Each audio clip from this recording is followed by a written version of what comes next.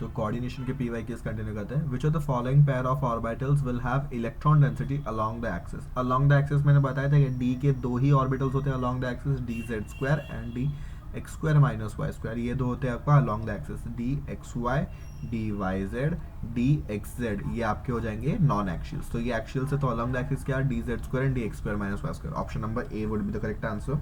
Simplest question ever asked. Okay, which of the following statement is about this is true? Okay, now number 4 unpaired electron low spin, 4 unpaired electron high spin, no unpaired electron high spin, no unpaired electron high spin, low spin. देखो particularly if we do not go to the electronic configuration, अगर हम लोग पूरा बनाना ना चाहें, मतलब पूरा answer derive करने ना जाए, अगर ऊपर से अगर हम लोग आंसर दे सकते हो तो अच्छी बात है. क्या कम टाइम लगेगा. देखो इसमें मुझे दिख रहा है साइनाइड है, साइनाइड है स्ट्रॉन्ग फील्ड लिगेंड, ये पैरिंग कराएगा जितना पॉसिबल.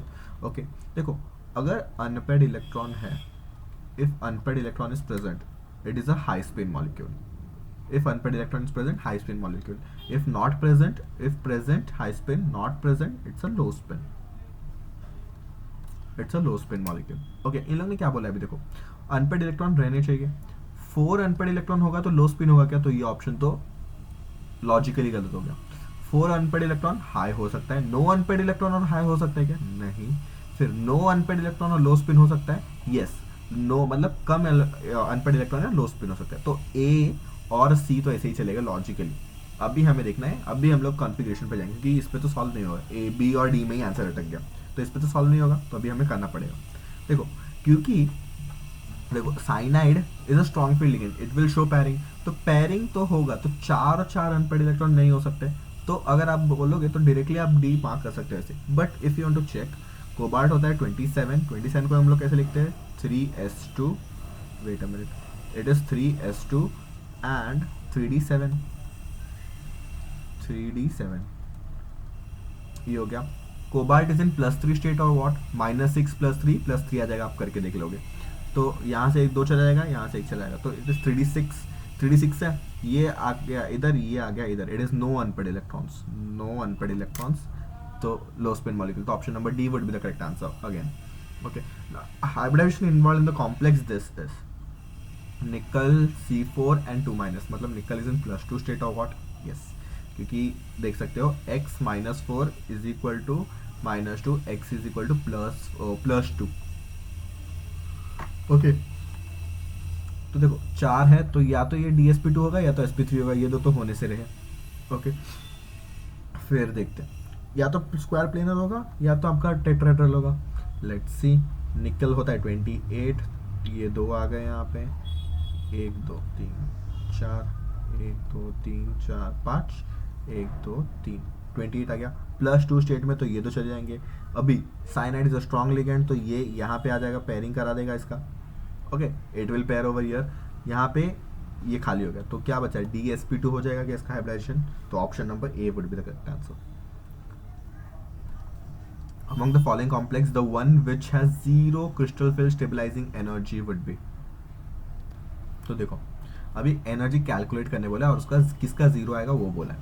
देखते हैं एनर्जी कैसे कैलकुलेट करते हैं. हमने तो उसके बारे में पढ़ लिया था कि लिगेंड कैसे डिफर करता है, मतलब कैसे ऑर्बिटल्स को डिफरेंट एनर्जी में डिवाइड कर देता है, वो हमने पढ़ा था लिगेंड के बारे में.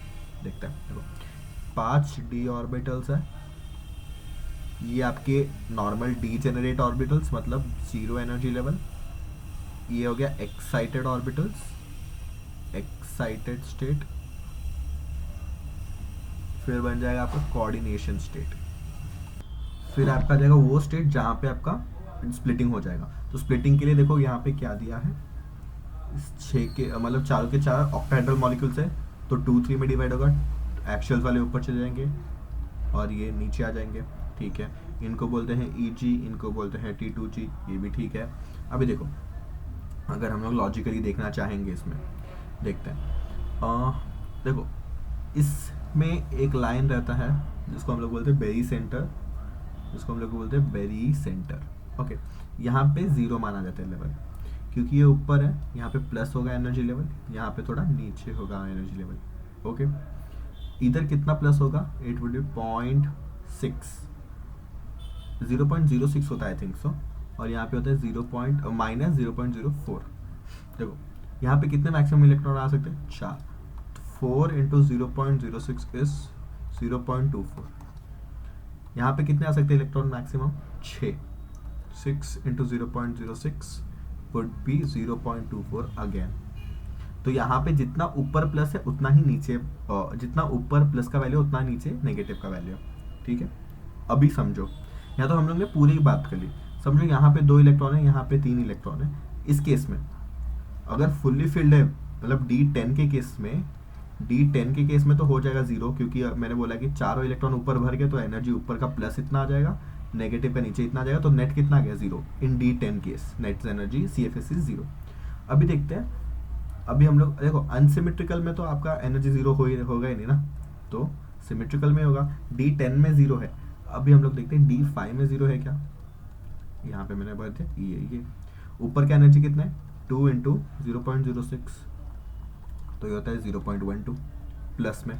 फिर नीचे कितना हो जाएगा? 3 इंटू 0.04, माइनस 0.16, तो इस केस में 0 आ रहा है, तो D10 या D5 केस होना चाहिए फॉर CFS टू बी 0।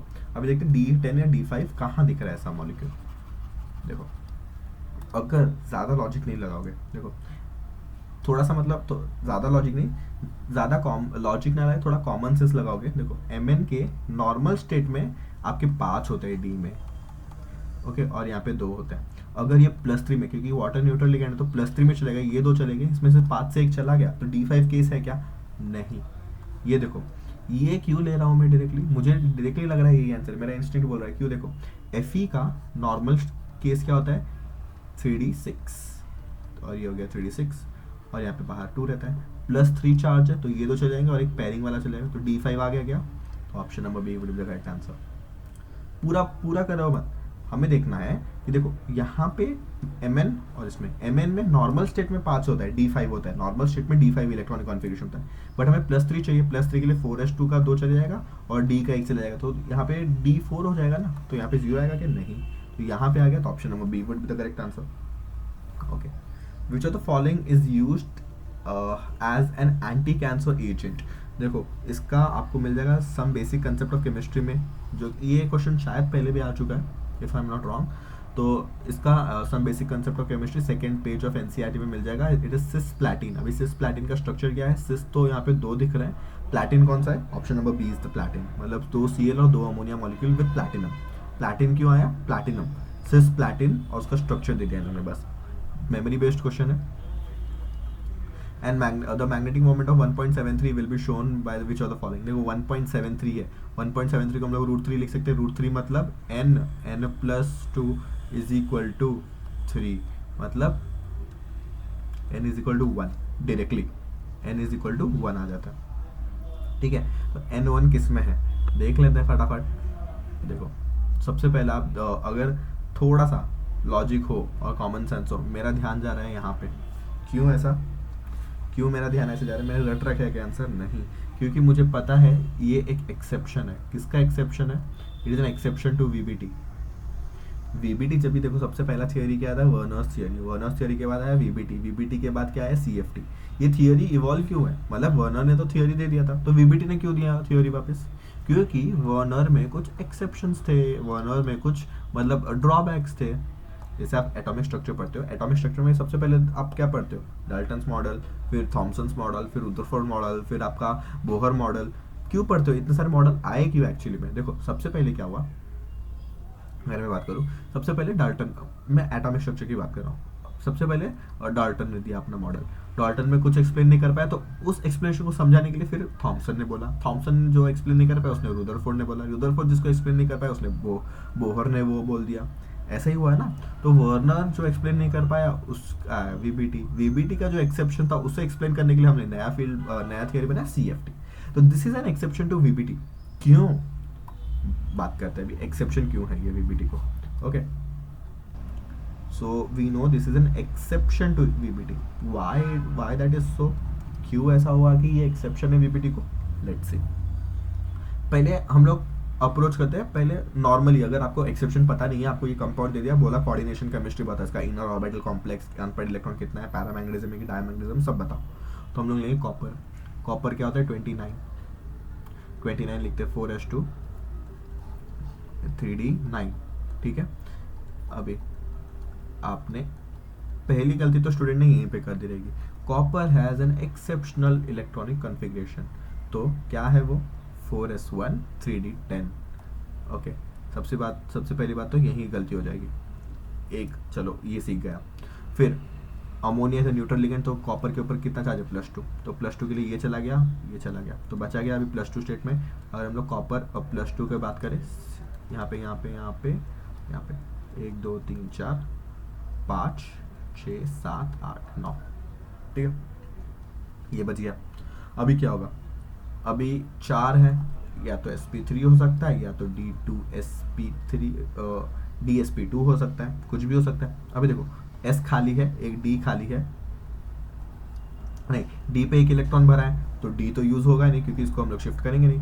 यहाँ पे s खाली है, 3p खाली है, तो अगर हम लोग नॉर्मली देखेंगे तो ये sp3 हो जाएगा, एक s 3p यूज करके sp3 हो जाएंगे, यहाँ पे अमोनिया के 4 लोन पेयर्स आ जाएंगे, ठीक है।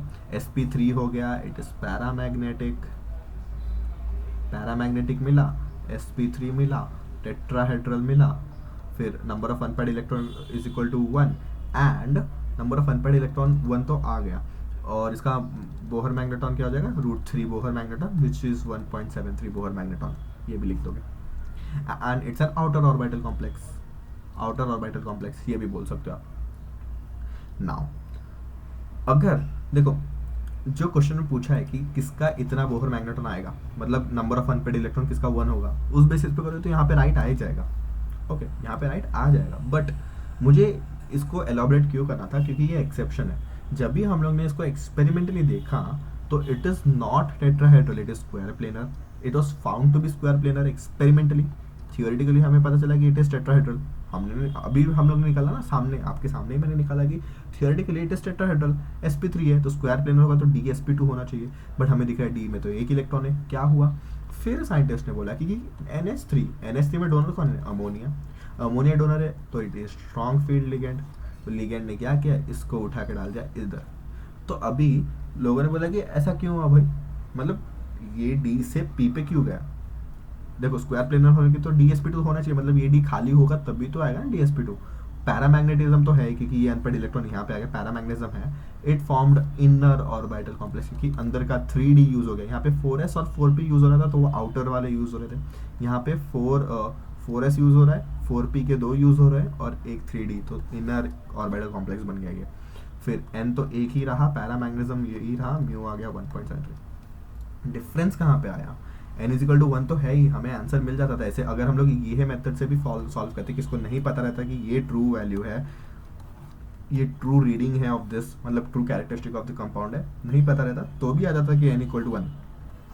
बट मुझे ऐसे याद है क्योंकि ये एक्सेप्शन है, ये दिस इज द एक्सेप्शन, इसको वीपीटी एक्सप्लेन नहीं कर पाया क्योंकि अगर ये 4sp3 बन सकता था, मतलब sp3 बन सकता था, तो इसने dsp2 क्यों बनाया, इसको वीपीटी एक्सप्लेन नहीं कर पाया। So this is the exception for VVT, and this led to the discovery of CFT. Now, what are the differences between these two? मतलब the theoretical and this is the theoretical and this is the experimental proofs.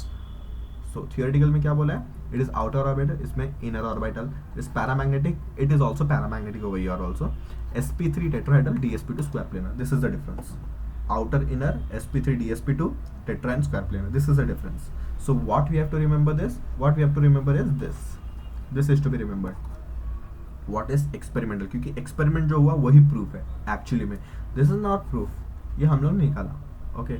The compound behaves differently, जो हमें नहीं पता था until we did the experiment. So you need to learn this. From this you need to learn this and finally remember the experimental part. So directly the answer is option number D, क्योंकि इसमें ही मुझे दिख रहा है. Okay.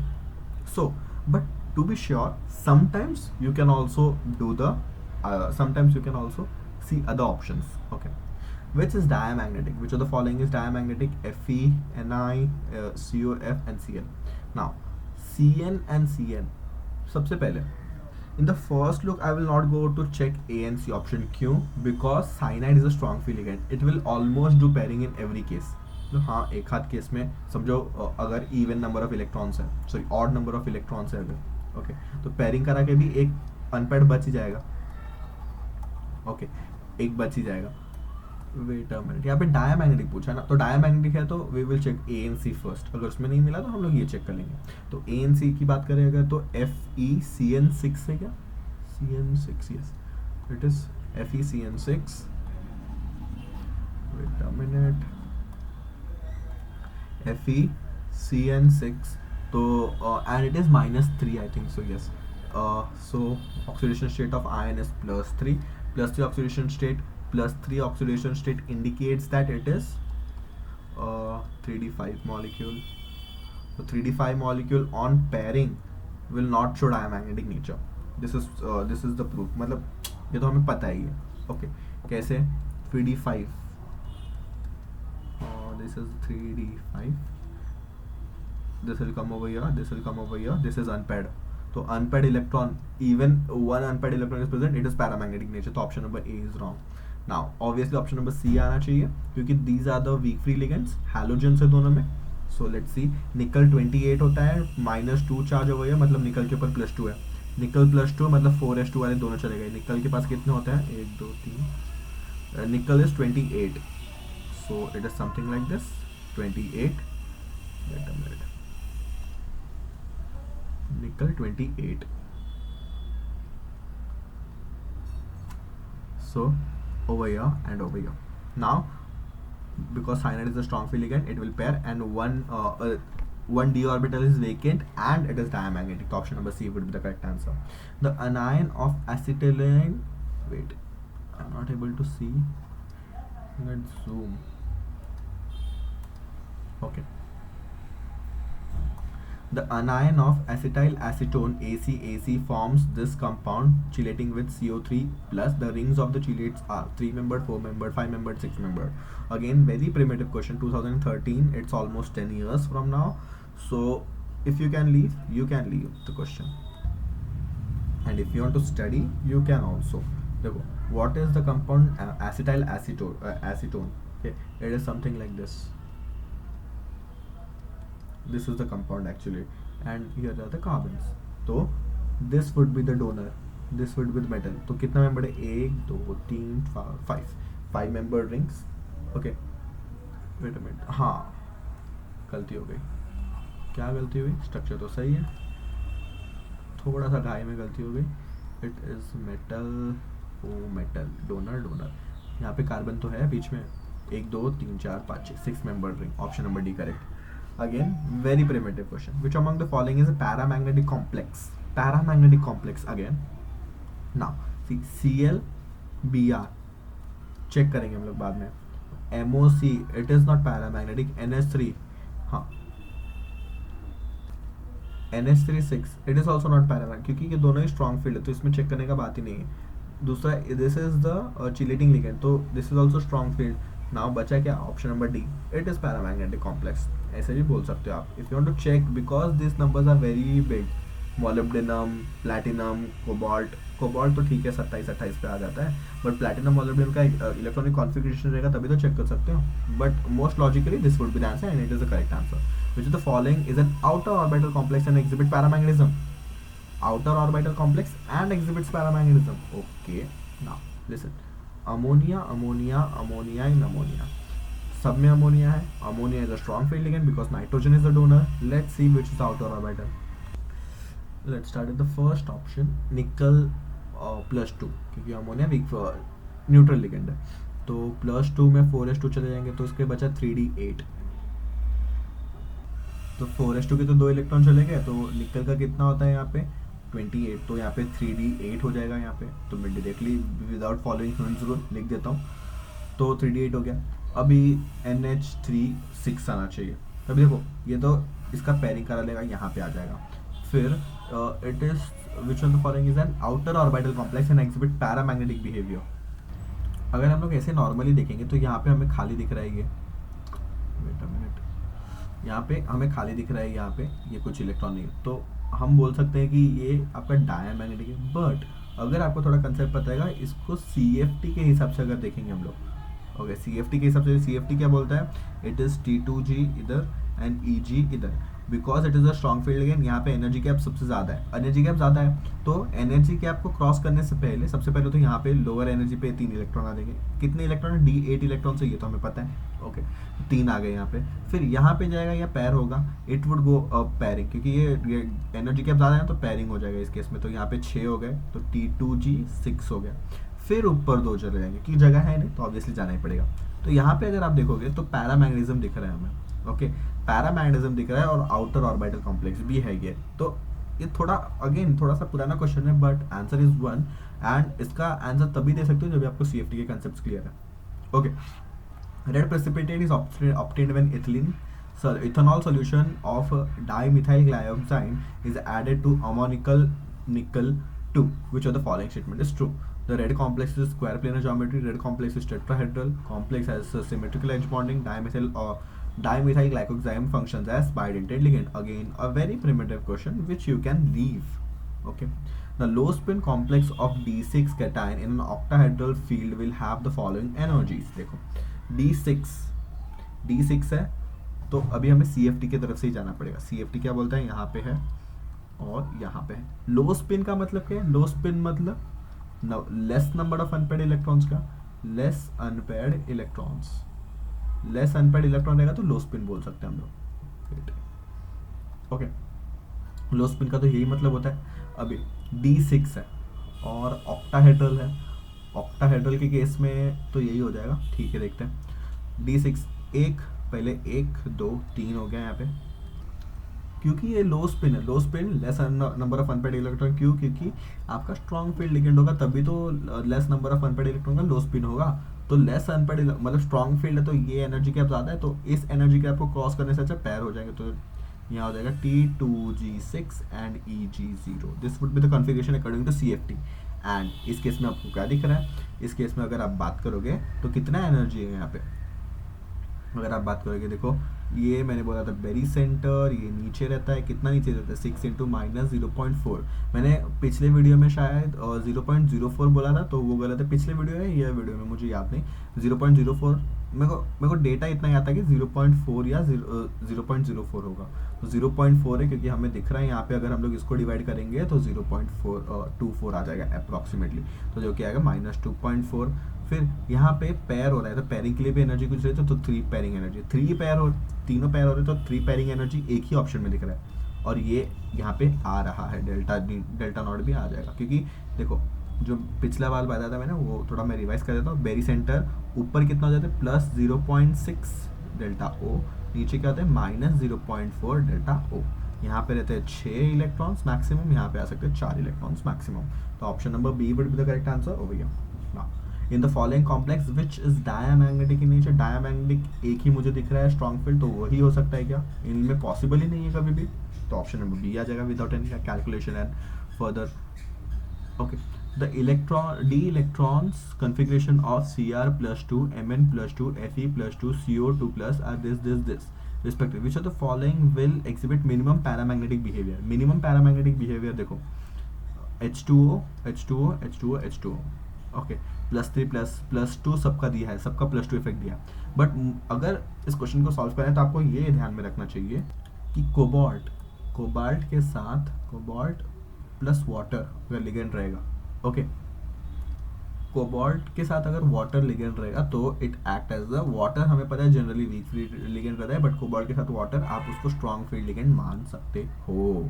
Okay, this is an exception. तो अगर आपका ये वाटर कोबाल्ट के साथ वाटर स्ट्रॉन्ग फील्ड लिगेंड हो रहा है तो मिनिमम पैरामैग्नेटिज्म वही दिखाएगा जहाँ पे स्ट्रॉन्ग फील्ड है। तो स्ट्रॉन्ग फील्ड कहाँ दिख रहा है? ऑप्शन नंबर सी में। नॉर्मल मेथड से भी जाएगा तो आपको मिल जाएगा, बट अगर ये स्टेटमेंट याद रख सकते हो तो रख भी सकते हो आप, याद रख सकते हो। Okay, which of the following complex compound will exhibit highest paramagnetism behavior? highest paramagnetism behavior दिखाएगा कौन? देखो अगेन ये एक्सपेरिमेंटल वाला है, मतलब एक्सपेरिमेंटल मतलब आपको करके ही देखना पड़ेगा और आप उस तुक्का लगाने से, क्योंकि इसमें कुछ है नहीं। जैसे ऊपर वाले में कुछ कंसेप्ट था, कुछ एक्सेप्शंस थे जिस जगह पे, उस जगह तो मैंने डायरेक्टली बता दिया कि ये आंसर होगा, यही होगा, कुछ करने की जरूरत नहीं है। बट यहाँ पे आपको करना पड़ेगा हाईएस्ट पैरामैग्नेटिज्म। सबसे पहला देखते हैं टी आई का क्या होता है? 22 के लिए यहाँ 2 आ गया, 3d2 आ जाएगा, 3d2 और ये +3 है, तो देखते हैं 1 2 ऐसा हो गया, तो यहाँ से 2 चलेगा, यहाँ 1 आ गया यहाँ पे, तो ये एक पैरामैग्नेटिज्म दिखाएगा। तो हाईएस्ट तो नहीं बोल सकते उसको, दूसरे के लिए देखते क्रोमियम। क्रोमियम का इलेक्ट्रॉनिक कॉन्फ़िगरेशन याद है क्या हमें? क्रोमियम का exceptional electronic configuration, yes chromium. Okay, now +3 में है तो ये चला जाएगा, ये 2 चला जाएंगे, ये 3 आ गए यहाँ पे। देखते हैं कोबाल्ट, कोबाल्ट का 27, तो यहाँ पे 2 हो गया, 1 2 3 4 5 1 2, यहाँ पे 3 अनपेड, वेट 3 अनपेड इलेक्ट्रॉन कैसे बोलते? +3 स्टेट में तो लेके आओ पहले, ये 2 चले जाएंगे, ये चला जाएगा आपका, तो 4 अनपेड इलेक्ट्रॉन्स आ गए इस केस में। ओके, नेक्स्ट क्या है फिर? Zn this, wait a minute, हम लोग तो अमोनिया को कंसिडर ही नहीं कर रहे हैं। अमोनिया पैरिंग भी कराएगा, इसमें पैरिंग नहीं कराएगा। इसमें पैरिंग करा देगा तो 1 2 हो जाएंगे और एक अनपेड बचेगा।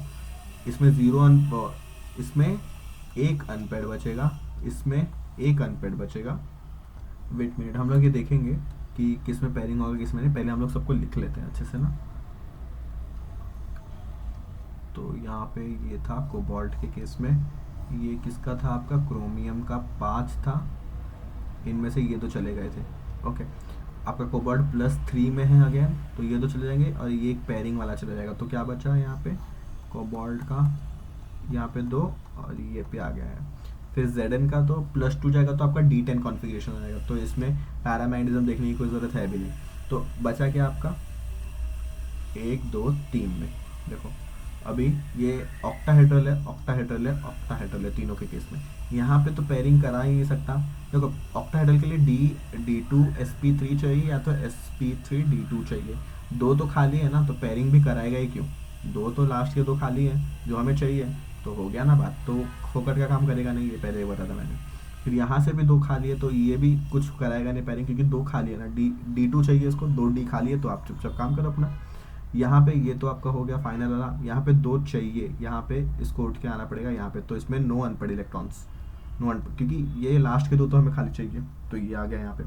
फिर और D10 का तो हमें चेक करना है, तो यहाँ पे नो अनपेड इलेक्ट्रॉन्स, यहाँ पे 1, यहाँ पे 3 आ गया, तो option number B would be the correct answer. It's a good question, because आपको ये ध्यान रखना है कि ligand will not weaken that orbital until and unless he needs it.